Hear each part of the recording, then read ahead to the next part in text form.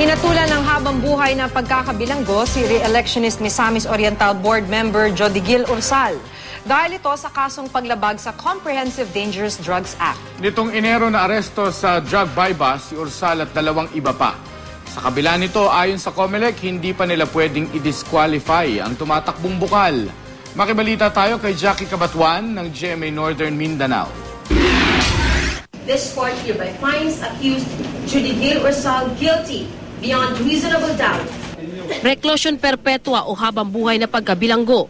Ito ang hatol ng korte kay Misamis Oriental Board Member Jodigil Ursal para sa kasong paglabag sa Republic Act 9165 o Comprehensive Dangerous Drugs Act of 2002. Bukod dito, pinagbabayad pa siya ng korte ng 300,000 hanggang 500,000 piso.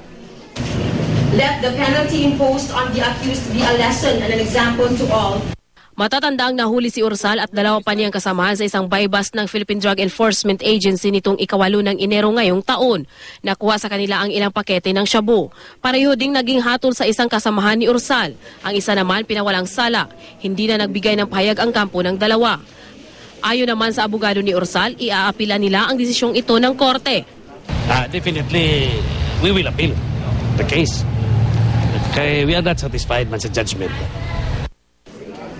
Tumatakbong muli si Ursal bilang board member sa eleksyon sa Mayo at ayon sa COMELEC Region 10, hindi pa nila pwedeng i-disqualify si Ursal kahit nagbabala ng hatol ang korte para sa kanyang kaso. Hindi pa naman po itong final and executory. Pwede po naman niya itong i-appeal. So pending appeal, qualified pa siya because as a ground for disqualification, there must be a final conviction. Nakakulong ngayon si Ursal sa Misamis Oriental Provincial Jail. Jackie Cabatuan, Nagbabalita, Pilipinas.